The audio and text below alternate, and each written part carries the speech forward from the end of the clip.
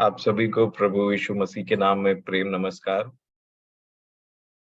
और परमेश्वर पिता की शांति और अनुग्रह और आनंद हम सब में बहुतायत से बढ़ती रहे मेरे प्रियो। मैं परमेश्वर पिता का धन्यवाद देता हूँ इस समय के लिए कि एक बार फिर से मैं ऐसे लोगों के बीच में हूँ जो इस संसार से बुलाए गए हैं, अलग किए गए हैं और उस आशा के लिए बुलाए गए हैं जो स्वर्गीय देश के लिए है, जो अनंत जीवन के लिए है। और इसलिए मेरा मन आनंदित है और प्रसन्न है आप लोगों के बीच में रह करके। मैंने पिछले दिनों में स्पष्ट रीति से प्रभु यीशु मसीह की एक आवाज सुनी और कई बार जब हम इस राह पे चलते चलते थोड़ा वीक फील करते या थोड़ा कभी डिस्करेज होते हैं, तो प्रभु यीशु मसीह के बारे में एक बात लिखी है, वह अपने वचन के सामर्थ्य से इस पूरे यूनिवर्स को संभालने वाला खुदा है। और जो उनके पीछे में चलते हैं, जो उनके होने के लिए बुलाए गए हैं, वो उनको भी धाड़स देता है। तो हमारे प्रभु यीशु मसीह एक धाड़स देने वाले खुदावंद है। और इसलिए वो जो आवाज स्पष्ट रीति से मैंने सुना है, उन्होंने बोला कि तूने मुझे नहीं चुना है, मैंने तुझे चुना है। मैं फिर से बोलूंगा, प्रभु यीशु मसीह ने मुझसे कहा, तूने मुझे नहीं चुना है, मैंने तुझे चुना है और मैंने तुझे चुन करके अपने समीपी में आने दिया है। तो प्रभु आप सबों को आशीष दे। और आशीष का वचन ये है मेरे प्रियो कि प्रभु यीशु मसीह ने हमें चुना है। उन्होंने जो यूहन्ना 17 अध्याय का जो अध्याय है जिसमें उन्होंने पिता से प्रार्थना किया, तो बड़े ध्यान से मैं उसको सुना और प्रभु ने उस वचन के द्वारा मुझसे बातचीत किया कि किस प्रकार से प्रभु बोलते हैं कि हे पिता, वो तेरे थे और तूने उन सबको मुझे दिया। और ये प्रार्थनाएं विशेष करके उन 11 लोगों के लिए की गई थी जिसमें यहूदा इस्करियोती शामिल नहीं थे। और जब मैं इस बात को देखने लगा कि वे तेरे थे बोलने से परमेश्वर पिता ने उनको पहले से ही, अर्थात माता के गर्भ में आने से पहले ही नियुक्त करके रखा था कि ये इन सब भेड़ों को, अर्थात इन सब मनुष्यों को मैं अपने पुत्र प्रभु यीशु मसीह से, यीशु से मिलवाऊंगा करके। और तब जा करके मैंने पतरस के जीवन पर देखा, ध्यान दिया। आप भी बहुत आशीषित होंगे, लूका 5 आराम से पढ़िएगा। और जब मैंने देखा कि प्रभु नाव पर चढ़ करके उन्होंने पतरस को बोला कि कृपया थोड़ा सा गहराई में लेकर के चलो, क्योंकि किनारे में बहुत सारे लोग इकट्ठा थे, तो थोड़ा गहरे में लेकर के चलो। और जब वो गहरे में लेकर के चले, तो उन्होंने पतरस के साथ में एक ऐसी भलाई की, एक ऐसे चमत्कार को किया जो बहुत बड़ा नहीं था मेरे प्रियो। बस उस व्यक्ति को जिसने कुछ नहीं पकड़ा था, उसको बोला गहरे में चल और वहां जाल डालना। और गहरा बोलने से वो भीड़ से दूर लेकर के गए और वहां पे जाल डलवाया और इतनी मछलियां पकड़ी उन्होंने कि उनके जाल फटने लगे। और इस चीज को देख करके पतरस उनके पैर में गिरते हैं और बोलते हैं कि प्रभु, अगर मैं इसको इंटरप्रेट करने की कोशिश करूं तो थोड़ा सा, कि प्रभु जी, आप शायद गलत एड्रेस में आ गए।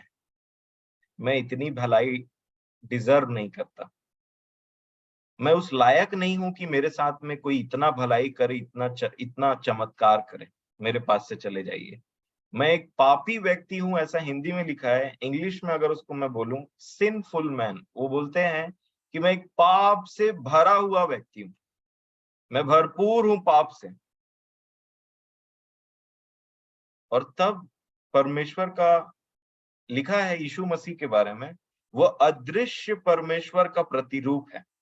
अर्थात परमेश्वर आत्मा है, उसको मनुष्य की आंखें देख नहीं सकती, लेकिन अगर वो इंसान के रूप में आ जाए तो वो एग्जैक्टली प्रभु यीशु मसीह के समान चलता फिरता और बात करेगा।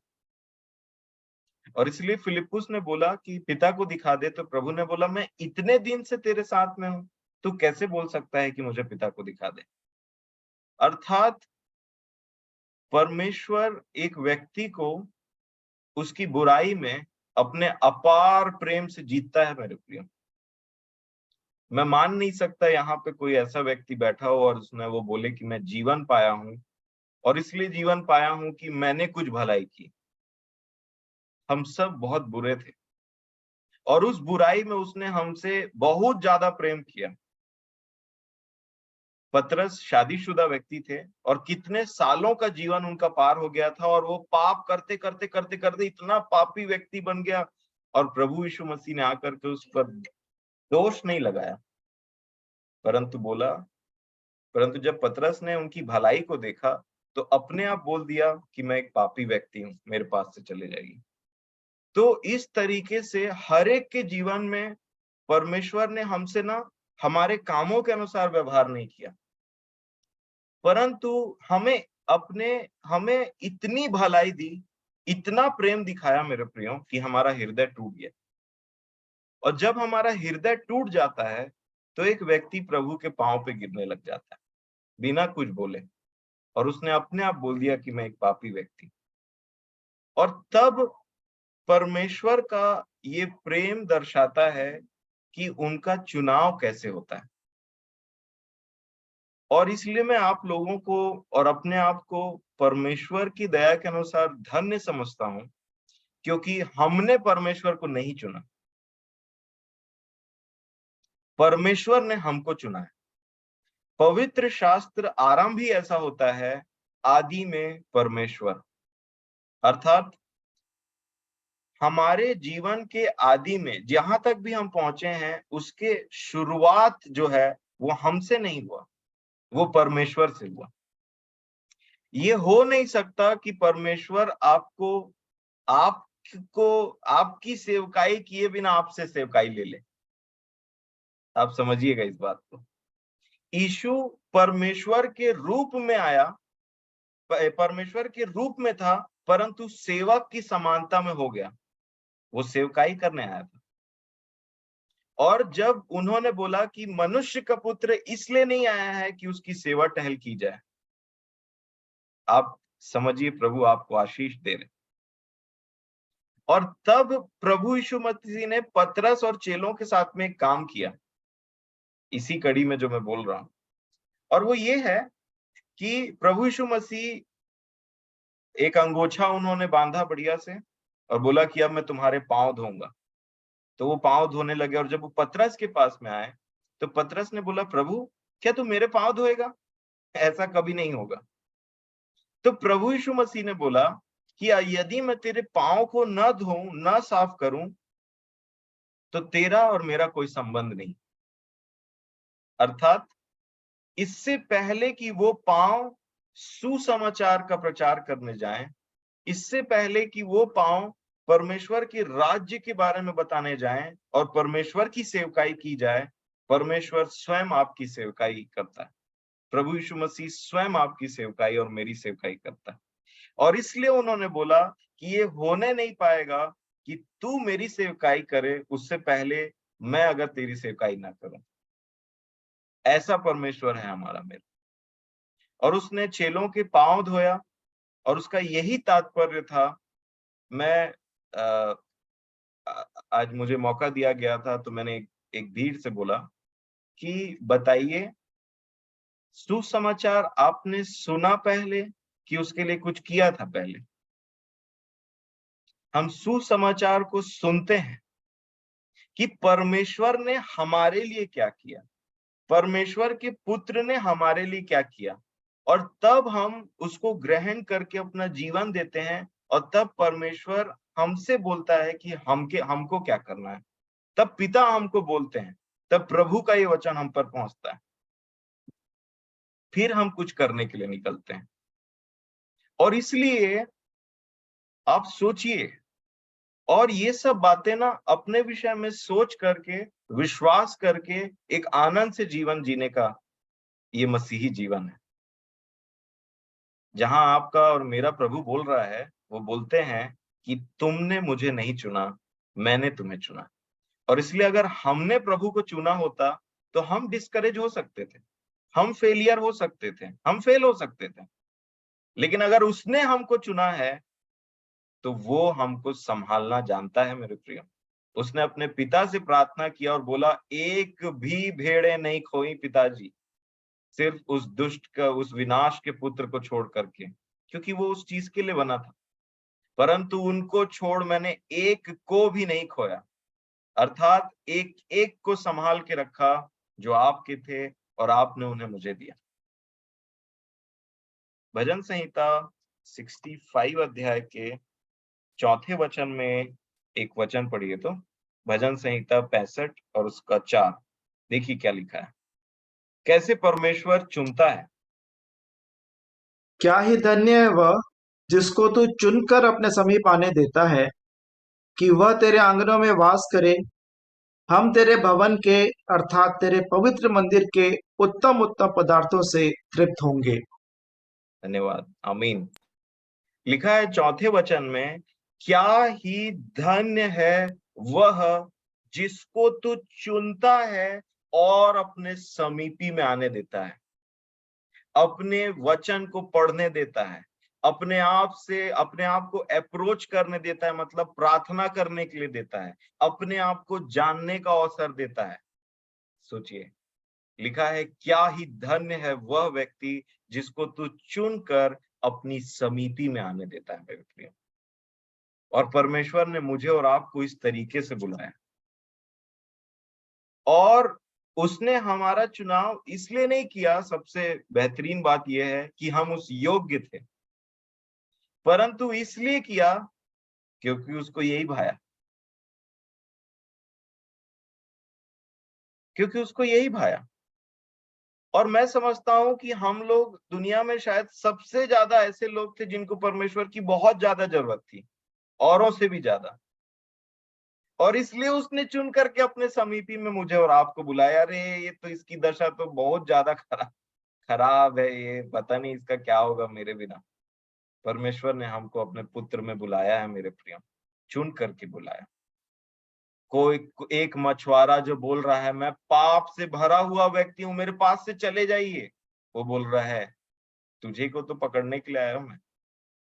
उसके बाद थोड़ा सा आगे बढ़ा, जिसको पूरे यरूशलेम के लोग तुच्छ जानते थे, अर्थात चुंगी लेने वाले, वो बोला मत्ती, लेवी, चलो मेरे पीछे हो लो, आ जाओ। चुंगी लेने वाले और वेश्याएं, ये दो ऐसी कैटेगरी हैं जो परमेश्वर के वचन में बताती है सबसे खराब कैटेगरी के लोग माने जाते थे उतना टाइम, जिनको कोई कुछ भी बोल देता था और कुछ भी समझ लेता था।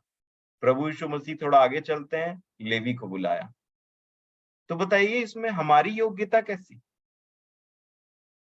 तो कहने का मतलब इतने प्रेम में उसने अब हमारा चुनाव किया, हमको बुलाया। लेकिन सवाल उठता है क्यों बुलाया।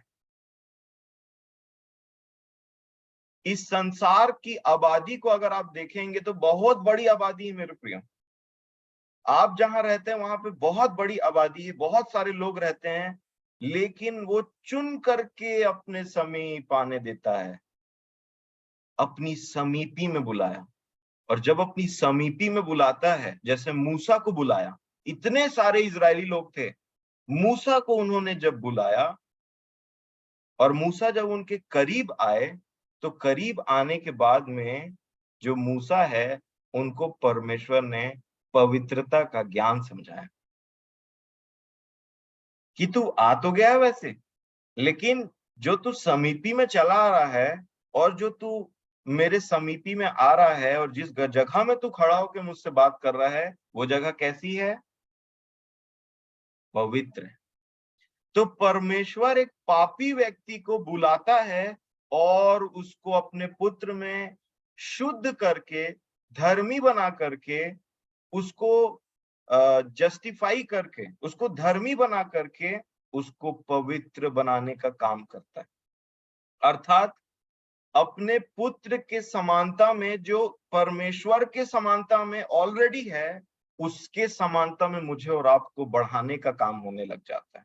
पवित्र, पवित्र और पवित्र, इस कैटेगरी में वो वचन से हमको कंटिन्यूअसली धोता है कलीसिया को।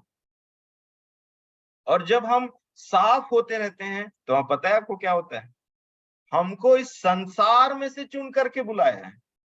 ये बहुत इंपॉर्टेंट बात है, क्योंकि आप देखिए यीशु की प्रार्थना में यूहन्ना 17 में और इवन उससे पहले वो बोलते हैं कि पवित्र आत्मा के बारे में संसार इसे ग्रहण नहीं कर सकता क्योंकि ये सत्य का आत्मा है। फिर वो बोलते हैं कि मैं संसार के लिए प्रार्थना नहीं करता। फिर वो बोलते हैं कि, और फिर उसके बाद बोलते हैं कि मैं नहीं चाहता कि तू इन्हें संसार से उठा ले। तो संसार में से हमें चुन करके बुलाया, जैसे हम पिछले संडे देख रहे थे कि यहोशू ने बोला, इवन शाऊल के बारे में देख रहे थे, राजा शाऊल के बारे में, कि कैसे उस समय के लोगों ने बोला कि दूसरे जाति, दूसरे देशों के अनुसार हमें राजा दे दे, परंतु परमेश्वर उनको अलग अलग अलग कर करके लेकर के आ रहे थे मेरे प्रिय। और इसी प्रकार परमेश्वर ने आपको संसार में से चुन करके अपने समीपी में आने का मौका दिया है। मुझे संसार में से चुन करके अपने समीपी में आने का मौका दिया है। और पवित्र आत्मा के बारे में जब प्रभु यीशु मसीह ने बोला कि संसार इसे ग्रहण नहीं कर सकता, और इसलिए परमेश्वर और संसार दोनों एक दूसरे के विपरीत है, क्योंकि संसार जो है वो दुष्ट के हाथ में पड़ा हुआ है, परंतु परमेश्वर जिसको चुन करके अपने समीपी में बुलाता है, उसको पवित्र करने का काम करता है अपने वचनों के द्वारा, और ये कलीसिया के साथ हो रहा है।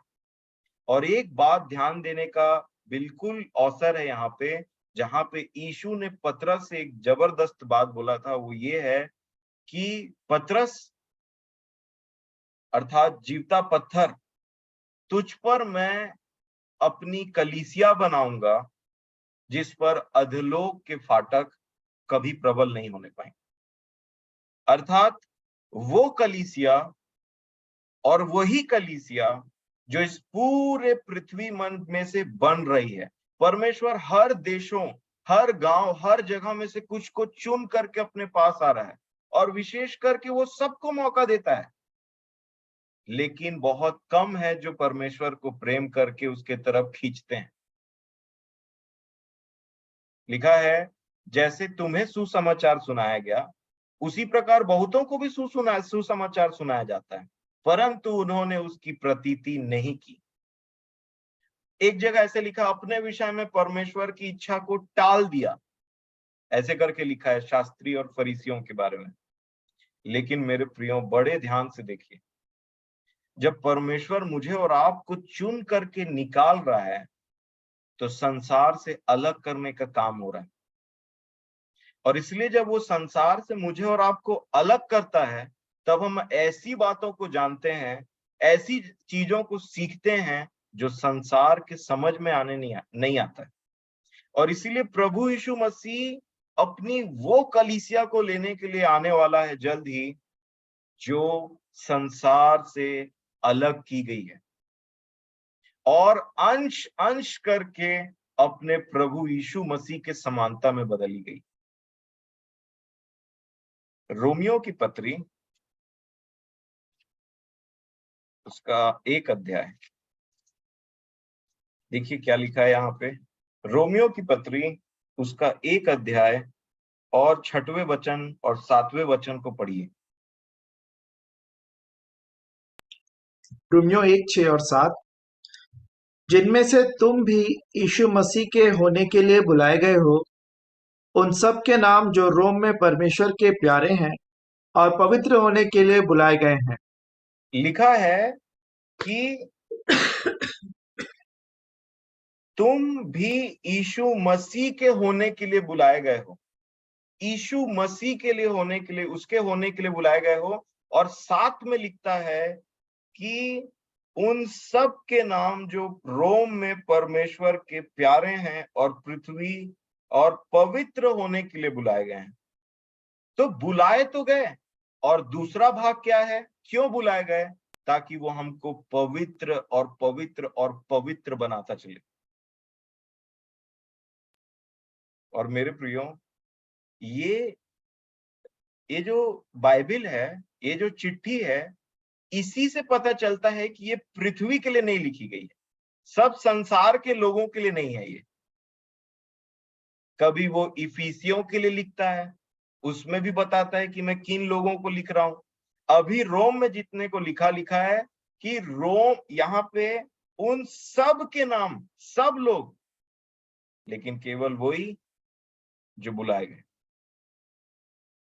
और बुलाए क्यों गए हैं? पवित्र होने के लिए बुलाए गए हैं।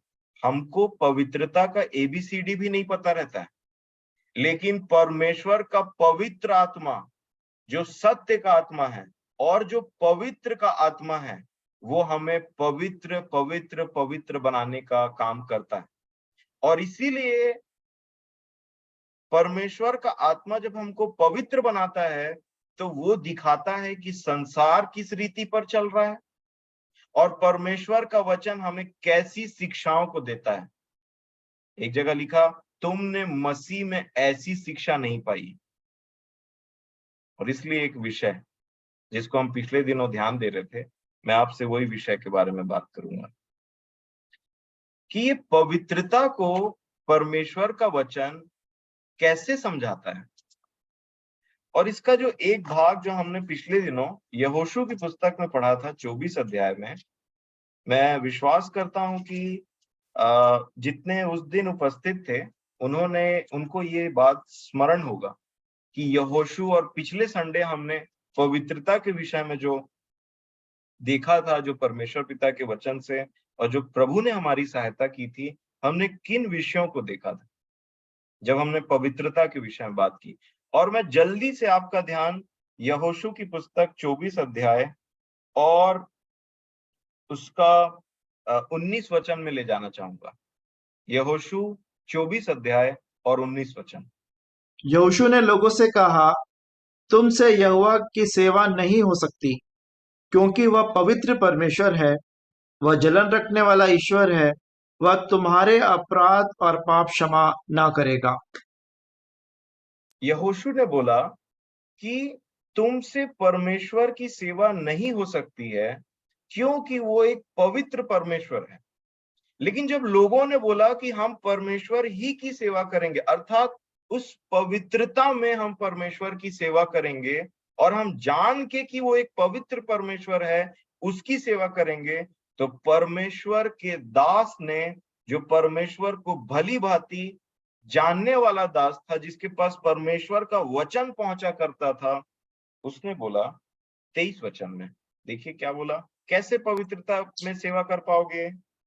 यहोशू ने कहा, अपने बीच में से पराये देवताओं को दूर करके अपना अपना मन इसराइल के परमेश्वर यहोवा की ओर लगाओ। यहोशू ने बोला, अपने बीच में से क्या करो? पराये देवताओं को दूर करो। और इसी से तुमको पता चलेगा कि तुम ऐसे ही पवित्रता में उसकी सेवा करने पाओगे। पहले यहोशू क्या बोल रहे हैं? तुमसे यहोवा की सेवा इसलिए नहीं हो सकती क्योंकि वो एक पवित्र परमेश्वर है।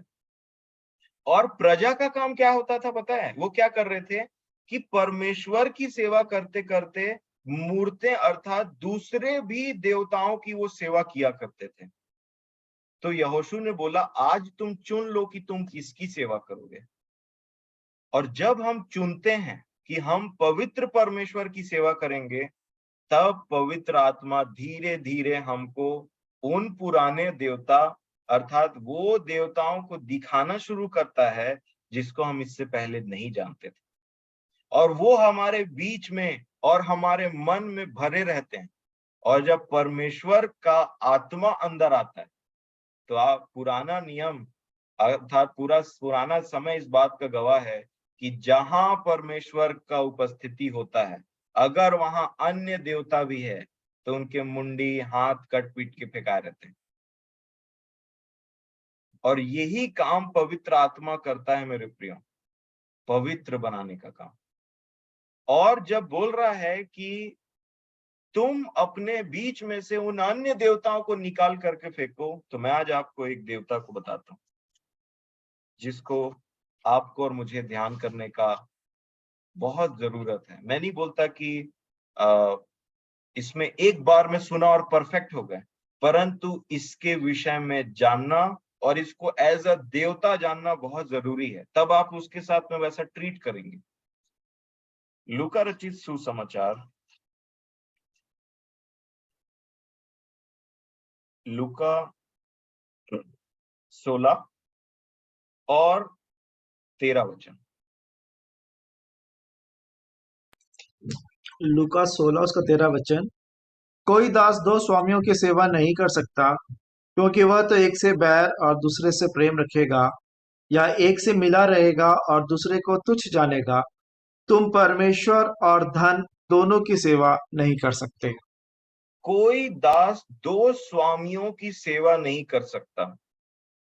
नया नियम जब प्रभु यीशु मसीह ने लोगों को इस बात की चेतना प्रदान की, बताया कि तुम परमेश्वर और धन, अब धन बोलने से ये संसार का नाश होने वाले धन के बारे में बात हो रही। तुम परमेश्वर और धन मतलब ये दो स्वामी, पहला परमेश्वर और दूसरा धन। अब जब एक व्यक्ति इन बातों को समझता है, जब प्रभु में हम आगे बढ़ते हैं, जब परमेश्वर का आत्मा हमें इन विषयों में ज्योति देने लगता है, प्रकाश होता है हमारे दिमाग में कि क्या धन मतलब हमारे जो पैसा वो हमारा परमेश्वर भी बन सकता है। धन को अपने घर में रखना, बैंक में रखना कोई पाप नहीं है। उसको जमा करके कभी यूज करना ये कोई पाप नहीं है, परंतु उसको स्वामी बना करके उसकी सेवा करना ये बहुत बड़ा गड़बड़ वाली बात। और इसी को समझने का जरूरत है। मैं आपको आज धन का असलियत समझाता हूं जो परमेश्वर के वचन में लिखा हुआ है, और ये चीज हमसे कैसे कनेक्टेड है। ये बात को लिखा है, तुम सत्य को जानोगे और सत्य तुम्हें स्वतंत्र कर देगा, आजाद कर देगा। जब पौलुस ने तिमुथियुस को एक चिट्ठी लिखी थी, तो उन्होंने लिखा, पहला तिमुथियुस उसका 6 अध्याय और उसका 9 वचन को देखिए। पर जो धनी होना चाहते हैं वे ऐसी परीक्षा और फंदे और बहुत से व्यर्थ और हानिकारक लालसाओं में फंसते हैं, जो मनुष्यों को बिगाड़ देती हैं और विनाश के समुद्र में डुबा देती हैं। जो धनी होना चाहते हैं, अर्थात हमारे पास में अधिकतर उतना रहता है जितना हमको जरूरत रहता है। कई बार ऐसा भी होता है कि हमें कभी घटी भी हो जाती है, लेकिन परमेश्वर उन घटियों में से हमको निकालते हैं, या उन घटियों में भी एक चीज सिखाते हैं कि कैसे संतुष्ट रहा जाए। और जब एक व्यक्ति के पास में संतुष्टि नहीं रहता है ना, तो आपको उसको कितनों भी दे दीजिए, उसका मन नहीं भरने वाला। उसको और चाहिए, उसको यहां भी चाहिए, उसको वहां भी चाहिए, उसको और चाहिए, उसको और बढ़ाना है उस चीज को। और इसको बोलते हैं धन का प्रेम। कोई भी दो स्वामियों की सेवा नहीं कर सकता, वो एक से जुड़ा रहेगा और दूसरे को तुच्छ जानेगा। तो सोचिए, हमको जिसने बुलाया उसके सामने में हमारे हृदय में कई बार ये भी है और वो भी है। तो अब यहोशू के से जो यहोशू ने प्रजा को बोला कि उन देवताओं को निकाल करके खत्म करना पड़ेगा क्योंकि वो पवित्र परमेश्वर है। और अगर ये दो लोग स्वामी बन करके बैठे हैं, तो याद रखिए परमेश्वर को घृणा आती है मेरे प्रियो। और पवित्रता ये है कि परमेश्वर जिन बातों से घृणा करते हैं उनमें से हमको दूर भागने का जरूरत है, और वो पवित्रता के विषय में जानने का जरूरत है। आगे क्या लिखा है 10 वचन में?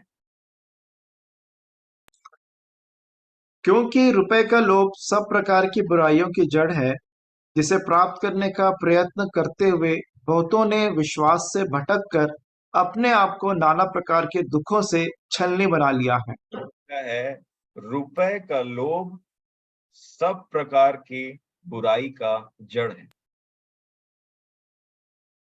और इसीलिए ये जो बातें हैं ना, रुपए के बारे में, संसार के धन के बारे में, परमेश्वर का वचन ऐसा बोलता है कि यहाँ पे एक सत्य को जानने की जरूरत है मुझे और आपको। और वो सत्य ये है कि किसी का जीवन उसके धन की बहुतायत से नहीं होता। अगर आप किसी धनी व्यक्ति को इसलिए आदर करते हैं, इसलिए सम्मान करते हैं, और इसलिए उसको उसको या जिसकी सैलरी सुनते हैं आप, उसकी सैलरी इतनी है या फिर उसके घर में इतना पैसा आता है, मैं आपको अपने जीवन की गवाही से बता सकता हूँ, ये सब चीजें, ये जो खिलौने हैं और ये जो इस संसार की बातें हैं, ये किसी का कोई भला नहीं कर सकती अनंत जीवन के मामले में। और इसलिए इसकी सच्चाई को जितना आप जानेंगे, उतने इसके तुच्छता को आप पहचानेंगे। एक व्यक्ति कैसे बोल सकता है कि मैं यहाँ की चीजों को कूड़ा और कबाड़ समझता हूं? क्योंकि उन्होंने उसकी सच्चाई को पहचान लिया है, सच पता चल गया है उसके बारे में। और मैंने आपको तीमुथियुस की पत्री एक और रीजन की वजह से पढ़वाया था कि अंतिम दिन जिनका हम बोलते हैं कि हम इन दिनों में जी रहे हैं, अंतिम दिनों में कैसा समय आएगा उसके बारे में एक बात लिखी हुई है। दूसरा तीमुथियुस उसका 3 अध्याय और उसका 1 वचन से पढ़िए, 1 और 2 को। पर यह स्मरण रख कि अंतिम अंतिम दिनों में कठिन समय आएंगे, अंतिम दिनों में कठिन समय आएंगे और उनमें का निशानी क्या होगा? क्योंकि मनुष्य स्वार्थी, लोभी, टींगमार, लोभी। अभिमानी। जी, बाकी चीजों को आप पढ़ लीजिएगा, लेकिन आज मेरा विषय है लोभी। इंग्लिश में लिखा है लव ऑफ खुद का प्रेम और पैसों का प्रेम। ये निशानी होगी अंतिम दिनों के समय के लोगों में, पैसों का प्रेम। और हम किन समय में जी रहे हैं? अंतिम समय में हम जी रहे हैं। और पैसा अर्थात प्रतिष्ठा, मनुष्यों में महिमा, और इस संसार में बहुत सारा इकट्ठा करके रखने का कोशिश करना। और पैसा जब किसी का स्वामी बन जाता है ना, तो वो पैसे के आधार पे किसी को तौलते हैं।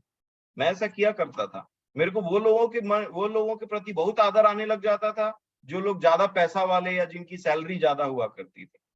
परंतु परमेश्वर ने जब मुझे इन बातों को सिखाया, और जानबूझ करके मैं बोलना चाहूंगा, मेरे परमेश्वर पिता ने मुझे एक ऐसे सिचुएशन में रखा, ऐसी सैलरी में मुझे काम करवाया जो मेरे लिए तो इनफ नहीं थी, लेकिन संसार की दृष्टि में ज्यादा नहीं थी, मेरी दृष्टि में ज्यादा नहीं थी। और तब मैंने सीखा और प्रभु से एक बात बोला। मेरे मेरे पास पैसे थे, मेरे पास में 2 बैंक अकाउंट था। एक में वो बैंक अकाउंट जिसमें मेरे पिताजी पैसा भेजा करते थे, और एक वो बैंक अकाउंट जिसमें मैं काम करता था, तो वो सैलरी अकाउंट बनवाते हैं, तो मेरा एक तो सैलरी अकाउंट। और जो मेरा सैलरी अकाउंट आता था, और प्रभु की ऐसी इच्छा थी कि मैं जॉब पकड़ूं, उसके बाद कोविड आ जाए जिसमें हमारी सैलरी और कम हो जाए, जो और कम मिलती, मतलब जितना मिलता था उससे और कम हो जाए। और तब मैंने वो सिचुएशन में परमेश्वर का धन्यवाद दिया मेरे प्रिय। तब प्रभु ने मुझे सिखाया, जितना है उतने में संतुष्ट रहो, और उसी में से कुछ निकाल करके दूसरे को भी देना है, और ऐसा ही जीवन जीना है।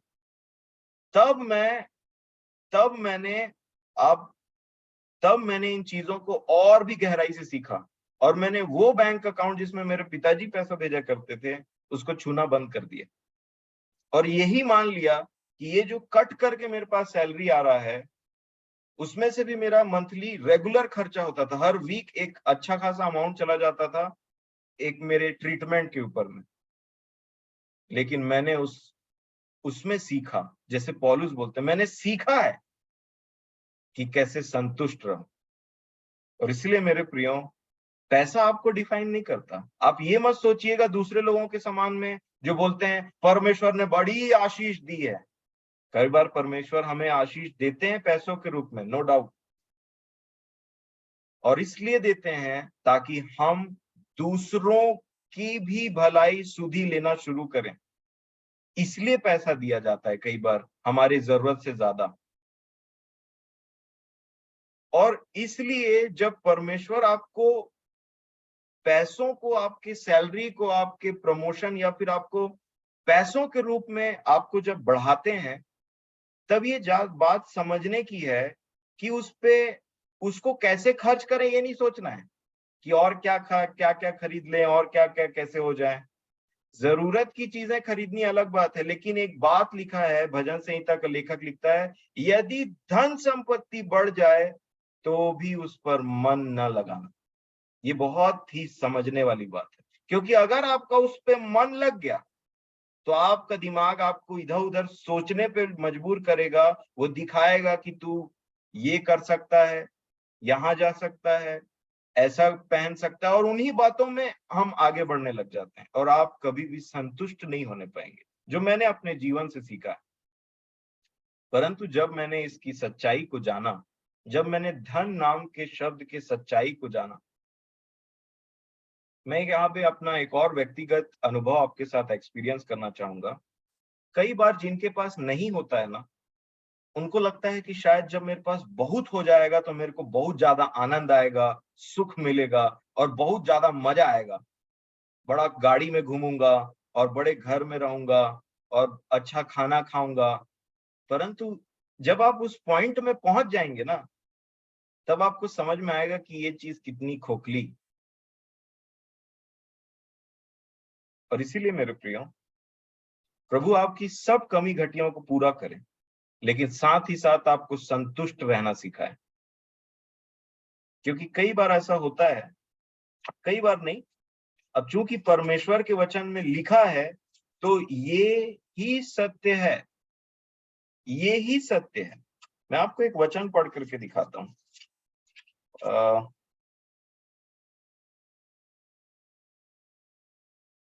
यहेजकेल नबी की पुस्तक, उसका 28 अध्याय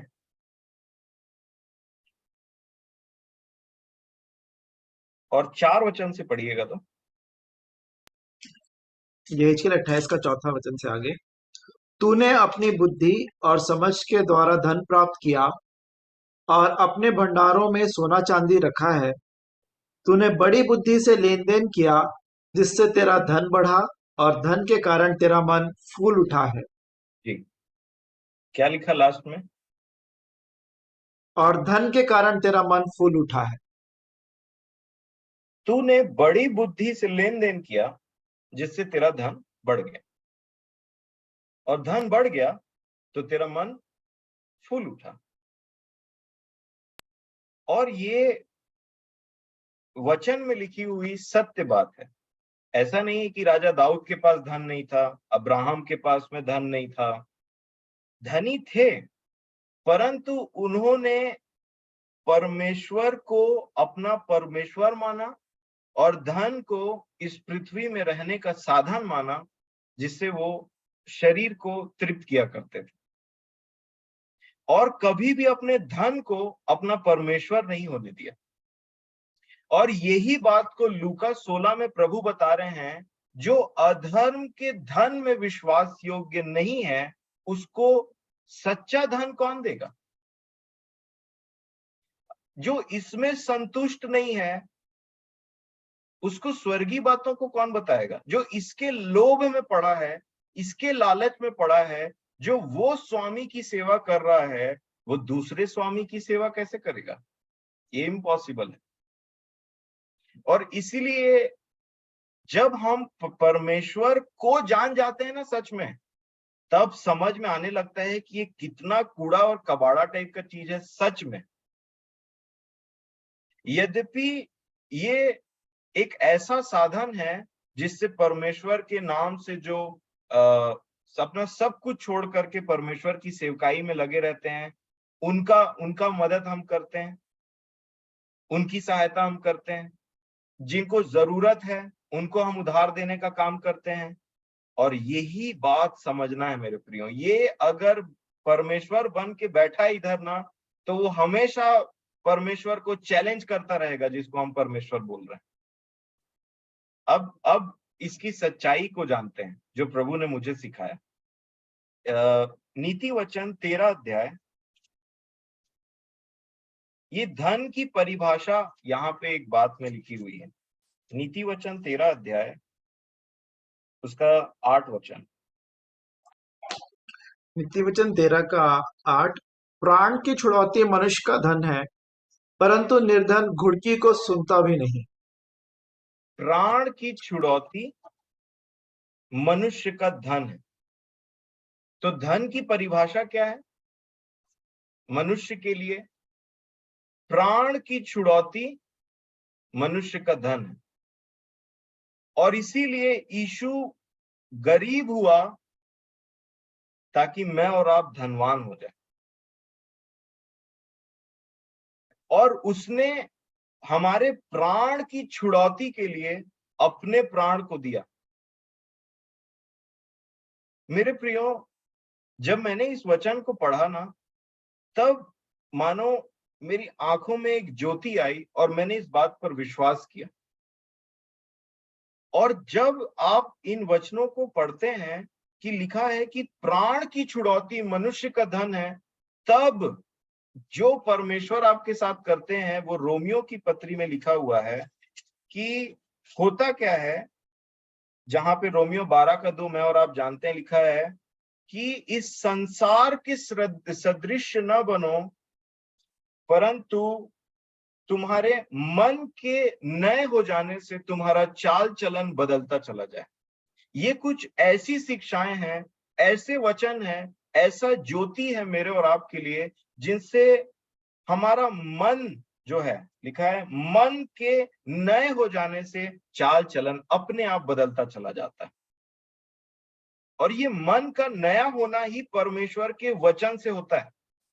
और जो इस पर विश्वास करता है और विश्वास करते हुए इन बातों को एकदम से अपने हृदय में बसा करके उस देश के तरफ बढ़ता है, उस नगर, उस जगह की तरफ जो परमेश्वर ने हमसे वादा किया है, तब हमसे ये चीज धीरे धीरे करके ना छूटने लग जाता है। इसका प्रेम हटने लग जाता है, इसकी सच्चाई पता चलने लग जाती है। और अब मैं आपको वो दृष्टांत बताऊंगा जो प्रभु यीशु मसीह ने जस्ट ये लूका 16 अध्याय जो हमने पढ़ा ना, देखिए एक बार फिर से निकालिए लूका 16 अध्याय। लूका 16 और उसका, जैसा कि हम पढ़ रहे थे, लूका 16 अध्याय पूरा इसी चीज के ऊपर में है। और यहाँ पे प्रभु यीशु मसीह एक जगह बोल रहे हैं, मैं चाहता हूं आप 14 और 15 को पढ़िए। जैसे ही उन्होंने ये बात बोला तो कई लोगों को हंसी मजाक लगने लगा। और वो कौन थे, लिखा है यहाँ पे, देखिए। फरीसी जो लोभी थे, ये सब बातें सुनकर उसे ठट्ठे में उड़ाने लगे। उसने उनसे कहा, तुम तो मनुष्यों के सामने अपने आप को धर्मी ठहराते हो, परंतु परमेश्वर तुम्हारे मन को जानता है, क्योंकि जो वस्तु मनुष्यों की दृष्टि में महान है वह परमेश्वर के निकट घृणित है। ये है मेरे प्रियो एक प्रकाशन। क्या सूत्र बताया प्रभु यीशु मसीह ने? जो भी चीजें मनुष्यों की दृष्टि में महान है, ऊंचाई पर है, वो परमेश्वर की दृष्टि में घृणित है। घृणित कोई चीज क्यों होता है पता है? क्योंकि एक परम पवित्र है, और परम पवित्र को छोड़ करके जिसकी उपासना हर एक मनुष्य को करनी चाहिए, मनुष्य ने एक ऐसी चीज को इतने ऊंचे पर उठाया है जो परमेश्वर को चैलेंज करता है, घृणित है। और इसलिए जब आप नेक्स्ट बार पैसे के बारे में सोचें और वो आपके जीवन में ऊंचाई लेने का कोशिश करे, याद रखिए परमेश्वर के पुत्र ने ये बात बोला है कि तुम दो स्वामियों की सेवा नहीं कर सकते। और इसलिए एक को वो ऊंचे स्थान से काट पीट करके नीचे गिराना ही पड़ेगा। और उसके बाद में प्रभु ने एक उनको कहानी सुनाया, लाजर, अब्राहम और धनवान व्यक्ति का। और आप ये बात जानते हैं, अगर नहीं तो आप पढ़ लीजिएगा 19 वचन से आगे इसी अध्याय के। अब मैं आपको एक बात बताता हूं यहाँ पे जो बहुत ही सच है और आंखें खोल देने वाली है कि लाजर, अब इसको मैं चाहता हूं कि आप इमेजिन करिए, वो लोग जो प्रतिदिन बहुत धूमधाम से जीवन बिताते हैं, बहुत पैसे हैं उनके पास में, बहुत अच्छा अच्छा खाना खाते हैं, कपड़ा अच्छा अच्छा पहनने के लिए है, और बहुत ही आलीशान घर में रह रहे हैं, गाड़ी है, कोई चीज का कमी घटी नहीं है। धनवान के बारे में ऐसा लिखा हुआ है कि वो लिनन का कपड़ा पहनता था, पर्पल कलर का, हर दिन फीस्ट करता था, उसको गाड़ने तक का व्यवस्था था कि कहाँ वो कब्र में जाएगा, सब व्यवस्था था उसके लिए। लेकिन उसके बाद जैसे ही लाजर और वो धनवान व्यक्ति इस पृथ्वी पर से जाते हैं, तो कुछ पिन पॉइंट्स है जिसको आज मैं आपके सामने रखना चाह रहा हूं। सबसे पहली बात, लाजर सुकून में है और धनवान एक ऐसी पीड़ा में है जिससे वो कभी बाहर नहीं आ सकता। अब मैं आपका ध्यान सिर्फ और सिर्फ उस धनवान के ऊपर मैं ले जाना चाहता हूं कि वो व्यक्ति जिसने पूरा जीवन संसार में, और वो एक सक्सेसफुल व्यक्ति भी रहा था। अगर मैं संसार की रीति पर देखूं तो संसार के वो लोग उसको बहुत प्रतिष्ठित माना करते होंगे कि ये बहुत ही सक्सेसफुल, इसके पास खुद का घर है, इसके पास कितना अच्छा पहना करता है, रोज कितना अच्छा खाना खाता है, और देखो मरा भी तो कितने अच्छे वाले कब्र में इसको रखा गया है। संसार का उसको देखने का तरीका एकदम ही इस प्रकार का रहा होगा। परंतु वो जैसे ही इस पृथ्वी से गया, उसकी दशा इतनी खराब हो गई, इतनी खराब हो गई कि वो पानी मांग रहा था लाजर से, और वो भी कुछ बूंद पानी। और आगे चल के उसने एक विनती की कि मेरे भाइयों के पास में भी किसी को भेजा जाए, मेरे भाइयों के पास में, अर्थात मेरे भाइयों को तो कोई बचा ले, और दूसरी बात मुझे खुद को कोई पानी पिला दे। और अगर आप सबसे बेहतरीन अध्याय अगर आप बोलेंगे पुराने नियम का, तो भजन संहिता 49, अर्थात क्या बोलते हैं उसको हिंदी में, 49, भजन संहिता 49 अध्याय को से अच्छा पैसों के बारे में कोई बात नहीं करता, अर्थात इस संसार के धन के बारे में। आप आराम से पढ़िएगा उसको। मैं चाहता हूं कि भजन संहिता 49 अध्याय निकाला जाए, और उसके बारे में लिखा है, 7 वचन को पढ़िएगा, भजन 49 और उसके 7 वचन। उनमें से कोई अपने भाई को किसी भांति छुड़ा नहीं सकता है, और न परमेश्वर को उसके बदले प्रायश्चित में कुछ दे सकता है। लिखा है, जितनों भी धनवान व्यक्ति हो इस संसार का, वो अपने भाई को किसी प्रकार उसका छुटकारा नहीं कर सकता है। हमने नीति वचन में क्या पढ़ा, मनुष्य के का धन उसके प्राण की छुड़ौती है, और किसी प्रकार का धन किसी भी व्यक्ति को अधलोक में से नहीं निकाल सकता। जैसा वो धनवान व्यक्ति विनती कर रहा था कि मेरे भाइयों को जाकर के कोई बताए, उसका कोई भी धन उसके भाइयों को छुड़ा नहीं पाया। अर्थात अगर इसको दूसरे सेंस में मैं इसको सिंपल तरीके से बताने का कोशिश करूं तो, फॉर एग्जाम्पल, एक धनवान व्यक्ति है और उसके भाई ने या उसके परिवार के किसी, भाई मतलब परिवार का कोई भी कुटुंबी, उसने कुछ ऐसा खराब काम किया जिसकी वजह से उसको जेल जाना पड़ा, किसी किसी भी क्राइम में फंस गया और उसको जेल जाना पड़ा। तो जेल में से एक होता है ना कि बेल कराते हैं, उसका रिहाई कराते हैं, तो उसमें कुछ पैसा लगता है, कुछ अमाउंट लगता है कि हाँ, एक वकील को पकड़ लिया, उसके बाद में ये केस को आगे बढ़ाया, और अच्छा जिसके पास ज्यादा पैसा है वो बहुत अच्छे वकील को पकड़ करके वो अपने भाई को बाहर निकाल लेता है जेल से। ये इस संसार तक ही काम आता है। लेकिन अगर कोई परमेश्वर के जेल में पहुंच जाए, अर्थात कोई अधलोक और नरक में पहुंच जाए, तो बताइए संसार का धन किस काम का, क्या वैल्यू है उस धन की। अब नंबर 2, उस धनवान की खुद की दशा। लाजर से क्या बोला उसने, क्या विनती किया कि अपनी उंगली को पानी में डुबा और मुझे पिला दे। अब ये बात दर्शाता है कि वो जो एक समय में इतना धनवान था, इतने पैसे थे उसके पास में, इतना जमीन जायदाद। यहाँ एक और वचन पढ़ लीजिए, क्या लिखा है 11 वचन में, इसी का 49 का।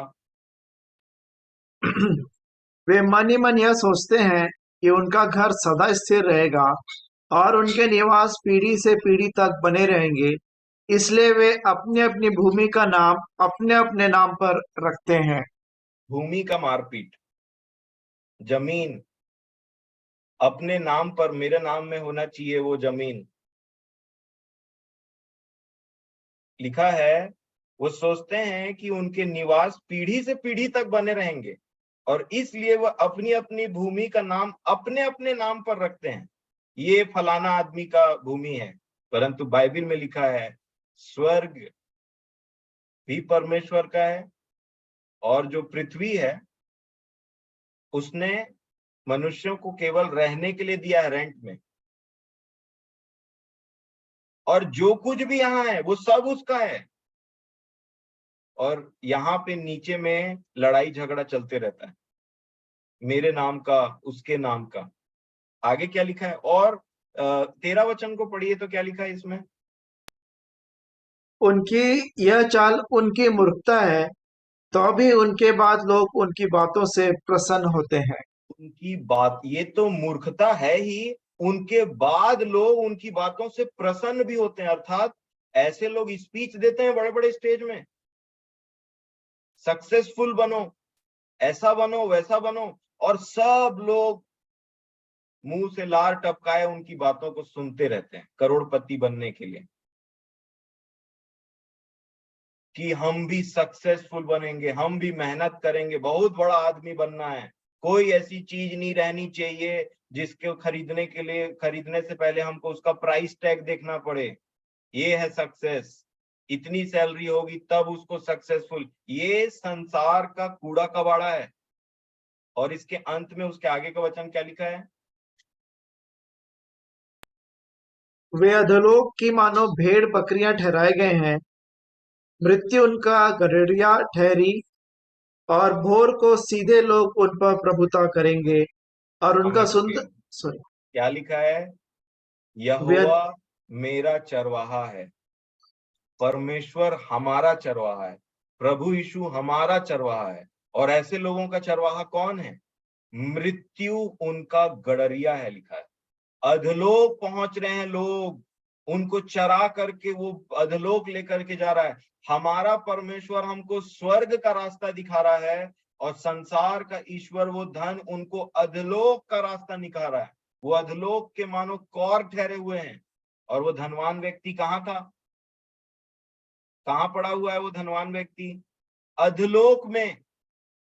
और उसकी दशा अगर मैं आपको बताऊं, इस संसार में उसको कितनों भी मान सम्मान पहुंचा हो, उसके बाद लोग कितनों ही उसके जीवन को फॉलो किए हों कि हम भी ऐसा जिएंगे, हम भी ये बिजनेस करेंगे, हमारा भी पैसा बढ़ जाएगा, हम भी वैसी जीवन बिताएंगे, लेकिन वो पहुंच गया अधलोक। और अधलोक में आप जानते हैं उसकी दशा क्या है, पानी तक पीने के लिए पैसा नहीं है। खरीद ले भाई पानी। पानी एक ऐसी चीज है जो इस संसार में फ्री में मिलती है, किसी घर में जाकर के मांगेंगे तो मिलता है कि नहीं फ्री,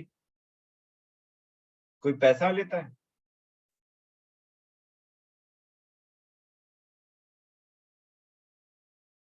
और अगर पानी का वैल्यू निकाला जाए, ठीक है, वो बोल रहा था कि अपने उंगली को पानी में डुबा और मेरे तलवे से चटा दे, कितना बूंद निकलता, कितना बूंद निकलता अगर वो ऐसा करता तो लाजर बताइए। बहुत ज्यादा में। कोई अगर अपने अपने उंगली को पानी में डुबाइए और उसके बाद उसको उसके तक पहुंचाने तक कितना बूंद बच जाता मेरे प्रियो, बताइए थोड़ा। आपको क्या लगता है? नहीं, मैं ऐसा कुछ नहीं, ये अपना अपना वो है, इसमें इमेजिन कर रहा था मैं, जस्ट इसको इसको सोच रहा था कि वो मांगा क्या, इतना धनवान व्यक्ति। मुश्किल से मेरी समझ में, अगर कोई व्यक्ति अपने पानी को कितने गहरे जल के सोते में डुबाएगा और उसको दूसरे को पिलाने की कोशिश करेगा, तो हार्डली 3 से 4 बूंद ही गिरेगा। 3 से 4 बूंद से ज्यादा नहीं गिरेगा। 1 लीटर का दाम कितना है आजकल पानी का? 20 रुपए। और 1 लीटर पानी में 20,000 बूंद होता है। अगर आपकी जानकारी के लिए मैं आपको बताऊं तो 1 लीटर पानी में 20,000 बूंद होता है। तो वो जो बूंद का डिमांड कर रहा था, उसकी कीमत कितनी होगी?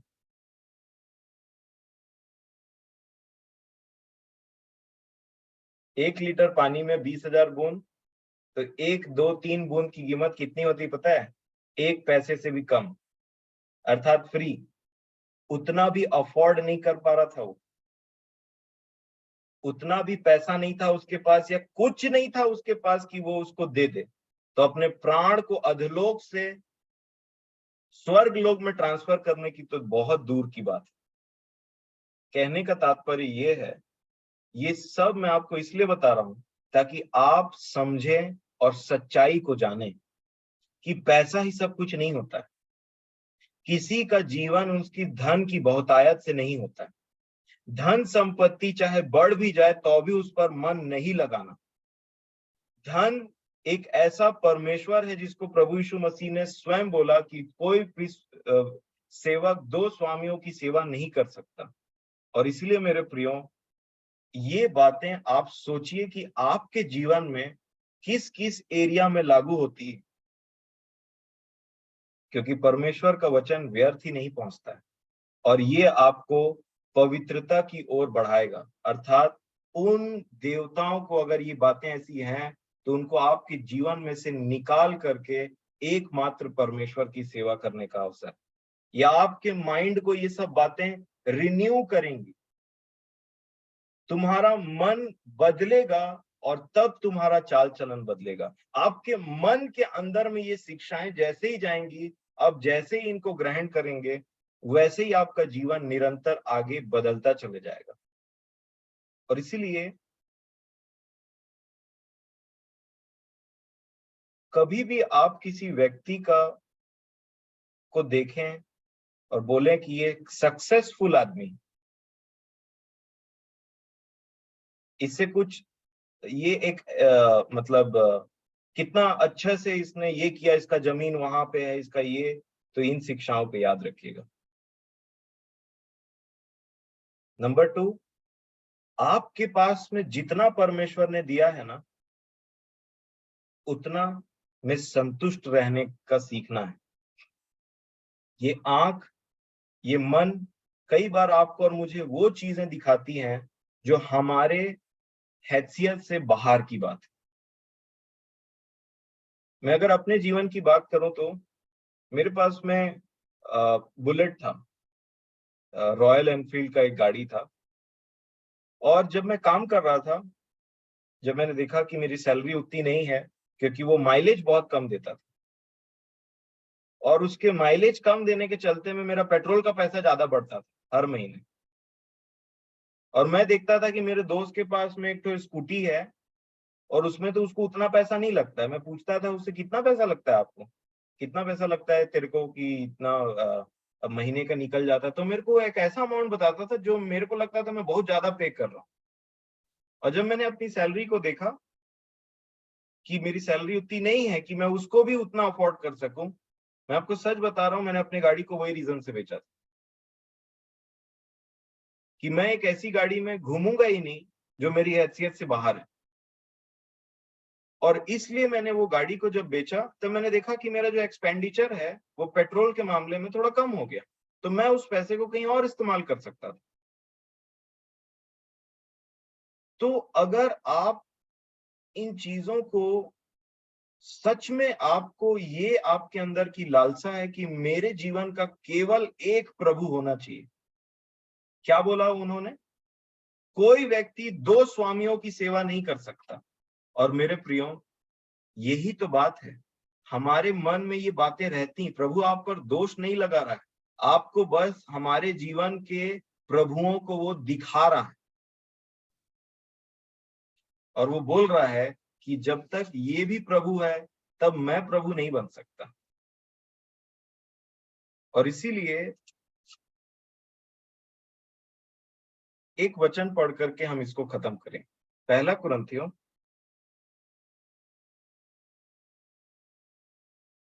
उसका 8 अध्याय और 5 और 6 वचन को पढ़िए।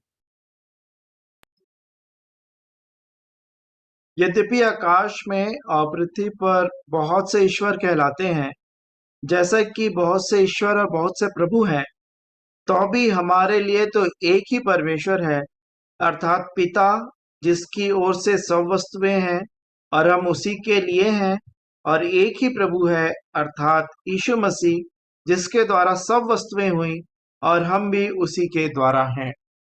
अर्थात एक ही प्रभु है। आकाश में और पृथ्वी पे बहुत से ईश्वर हैं। देखिए क्या लिखा हुआ है, ये सच बता रहा है इस पृथ्वी का। यद्यपि आकाश में और पृथ्वी पर बहुत से ईश्वर हैं, कहलाते हैं जैसा कि बहुत से ईश्वर और बहुत से प्रभु हैं, बहुत सारे प्रभु हैं। हम प्रभु जिसको बोल रहे हैं उसको छोड़ भी संसार में बहुत से प्रभु हैं। और आगे क्या लिखा है, तो भी हमारे लिए तो एक ही परमेश्वर है, अर्थात पिता, जिसकी ओर से सब वस्तुएं हैं। हमारे लिए केवल एक है। और दूसरा, और हम उसी के लिए हैं, और एक ही प्रभु है। मेरे प्रियो, पवित्र जीवन वही है जिसमें हम एक पॉइंट में पहुंचने लग जाएं जहां हमारे जीवन का स्वामी एकमात्र हो। ऐसे नहीं कि ये भी प्रभु है, वो भी प्रभु है, ये भी प्रभु है, उसको भी प्रभु है, सब बैठे हुए हैं अंदर और उसमें से एक प्रभु यीशु मसीह है। कई बार इसी में गड़बड़ी हो जाती है। जब बहुत सारे प्रभु आ जाते हैं ना कलीसिया के अंदर, उसके मन के अंदर, तो प्रभु यीशु मसीह बाहर बाहर में खड़े होकर के खटखटा रहा हूं बोलता है। प्रभु आप कब बाहर चले गए कि आपको खटखटाने की जरूरत पड़ने लगी? मैं द्वार पर खड़ा हुआ खटखटा रहा हूं, आप कब बाहर चले गए? क्योंकि दूसरे अंदर आ गए। और वो बोल रहा है कि द्वार पर खड़ा मैं अब भी खटखटा रहा हूं, तुम द्वार को खोलोगे तो द्वार खोलने से क्या होगा? द्वार आने जाने के लिए बना रहता है। हमारा मन आने जाने के लिए, हमारा मन खुलता है और ये सब ईश्वर बाहर निकलते हैं। प्रभु जो हम पर प्रभुता करते रहते हैं वो बाहर निकलते हैं, और तब प्रभु यीशु मसीह आकर के हमारे हृदय का सिंहासन ग्रहण करता है। मेरे प्रिय, यद्यपि आकाश और पृथ्वी में बहुत सारे ईश्वर हैं, बहुत सारे प्रभु हैं, हमारे लिए केवल एक प्रभु है, अर्थात प्रभु यीशु मसीह। और अगर वो बोल रहा है कि तुम दो स्वामियों की सेवा नहीं कर सकते, तो सोचिए हमको कितना स्ट्रिक्टली उस चीज को बोलना चाहिए। ये कभी स्वामी नहीं होगा मेरा, कभी नहीं, कभी स्वामी नहीं होगा मेरा, चाहे कोई कुछ हो जाए। प्रभु आप सभी को आशीष दें इन सब विषयों के बारे में। और मैं निवेदन करूंगा हेम दादा से कि इस विषय के बारे में प्रार्थना कर दें।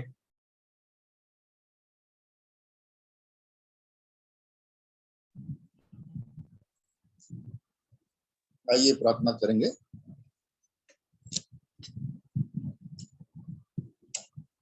हमसे बहुतायत से प्रेम करने वाले प्यारे प्रभु जी, उद्धारकर्ता यीशु मसीह में हम आपके अनुग्रह के सिंहासन के तले आते हैं। आपके नाम को धन्य कहते, क्योंकि आपने फिर से हम जितने प्रियों को प्यारे प्रभु जी आज के दिन में इस समय अपने नजदीकी में आने का अवसर आपने दिया, आपके नाम की बड़ाई करते हैं। और जैसा हमने वचन से सुना प्यारे प्रभु जी की, क्या ही धन्य वे हैं जिनको आप चुन कर अपने समीप आने देते हैं। कि आपके भवन के उत्तम उत्तम पदार्थों से वो तृप्त किए जाएं। आपके नाम का धन्यवाद करते हैं। आपके इन अद्भुत वचनों के लिए जो आपने हम सबों के जीवन के लिए तैयार किया। और सचमुच प्यारे प्रभु जी, जबकि हम इस संसार में जीते हैं और संसार की ओर दृष्टि उठाते हैं, अपने से अच्छा जीवन दूसरों को जीते देखते हैं, शान से रहते देखते हैं, अच्छे अच्छे कपड़े पहनने देखते हैं, तो हमारे अंदर भी ये लालसा उत्पन्न होती है प्यारे प्रभु जी कि हम भी वैसा ही या उससे बढ़कर पहने और शान से रहें। पर धन्यवाद करते हैं आपके अद्भुत वचनों के लिए कि कैसे आपने धनवान और लाजर के उस दृष्टांत से हमें समझाया प्यारे प्रभु जी की उसका हश्र क्या है। हम संसार के दौड़ में दौड़ रहे हैं प्यारे प्रभु जी, और आपने अपने वचन से सिखाया कि ये दौड़, इस संसार की दौड़ एक दिन खत्म हो जाएगी, परंतु आपने अपने इकलौते बेटे यीशु मसीह के द्वारा एक जगह तैयार किया कि प्यारे प्रभु जी हम आपके साथ अनंत तक रह सकें। उन प्रलोभनों से, विशेषकर प्यारे प्रभु जी ये संसार का जो धन है प्यारे प्रभु जी, हमें बार बार अपनी ओर खींचता है। पर धन्यवाद करते हैं आपके सत्य वचन के लिए, आपकी आत्मा के लिए कि प्यारे प्रभु जी आज हम इन आपके पवित्र वचन के द्वारा जान गए हैं प्यारे प्रभु जी कि ये तो नाशमान है। आपने हमें वो धन दिया कि आने वाले जीवन में भी वो बढ़ता चला जाएगा प्रभु जी, इसलिए हम आपके नाम का धन्यवाद करते हैं।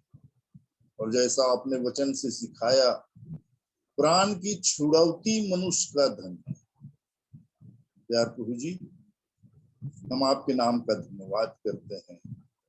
ये धन जो आपने हमारे मिट्टी के बर्तनों में रखा है प्यारे प्रभु जी, इससे हम लेन देन कर सके, आपका सत्य वचन और दूसरों तक फैल सके प्यारे प्रभु जी, ऐसी बड़ी दया आपसे चाहता हूं।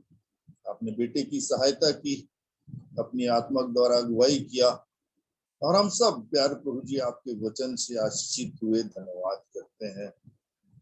और प्यारे प्रभु जी मैं आपके नाम का धन्यवाद इसलिए भी करता हूं कि आज हर एक आपके वचनों को प्यारे प्रभु जी सुनकर भूलता नहीं है, परंतु हर एक प्यारे प्रभु जी उन वचनों में चलने की कोशिश करता है।